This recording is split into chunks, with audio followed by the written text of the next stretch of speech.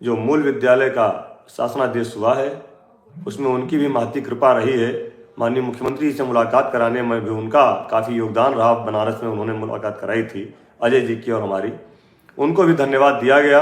और आगे का जो जियो होना है उसके लिए भी आग्रह किया गया कि अब थोड़ा सा जल्दी हो जाए, जिससे हम शिक्षा मित्र साथियों का जो नैरेटिव है, नकारात्मकता है, वह खत्म हो और हम अपना जीवन अच्छे से जी सकें।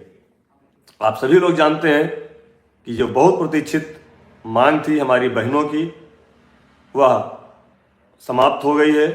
अब सबसे बड़ी मांग हमारी जो है, हमारी आर्थिक स्थिति का सुधार करना है।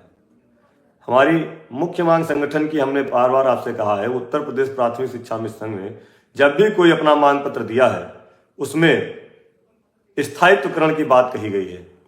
और मानदेय की जो धनराशि सीमा का निर्धारण कर रहे थे, हमने पहले भी कहा था और आज भी कह रहे हैं कि संगठन द्वारा कभी भी किसी मांग पत्र में कोई भी अंक का निर्धारण नहीं किया गया।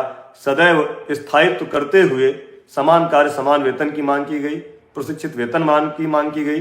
अब सरकार को निर्धारित करना है कि वह हमको कितना मानदेय हमारे लिए निर्धारित करेगी। यह सरकार पर ही निर्भर है और सरकार में मुख्यतः माननीय मुख्यमंत्री जी के ऊपर निर्भर है।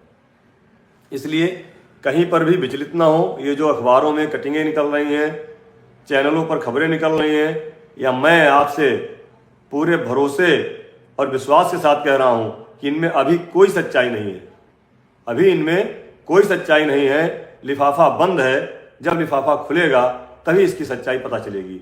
इसलिए अभी इन आकलन पर, इन अंदाजों पर, इन संभावनाओं पर आप कोई भरोसा मत करिए। भरोसा उस पर करिएगा जो माननीय मुख्यमंत्री जी आदेश करें। जैसे मूल विद्यालय में बहुत सारे लोग आशंका जता रहे थे, बहुत सारे अखबार लिख रहे थे, लेकिन जो माननीय मुख्यमंत्री जी ने निर्देश दिया उसी के आधार पर शासनादेश हुआ है। अरविंद गुप्ता जी धन्यवाद। इसलिए किसी भी अखबार की कटिंग, किसी भी उस पर आप भरोसा मत करिए। जब आपका आदेश आए उस पर भरोसा करिए। बस यही निवेदन आपके साथ है कि जिस तरह से आपने अब तक एकता बनाए रखी है, आगे भी एकता बनाए रखें। कहीं इधर उधर भटकने की जरूरत नहीं है। जो लोग बीच में थोड़ा सा डिस्टर्ब भी कर रहे थे, अभी बड़ा एक मैसेज हमारे पास आया था, बहुत ही अब क्या कहें कि उसको अगर आप पढ़ेंगे तो आप खुद रो देंगे। वो कह रहे थे कि टेट और नॉन टेट की बात अभी मत करिएगा। तो मैं तो टेट नॉन टेट की बात ही नहीं करता हूं। मैं तो अपने पूरे समूह की बात कर रहा हूं कि पूरे समूह के लिए जो अच्छे से अच्छा सरकार कर सके वह करे। बाकी जब भर्ती आएगी तब उसकी बात अलग की बात है, उसके लिए तब लड़ा जाएगा। अभी फिलहाल हमारी आर्थिक स्थिति सुधरे।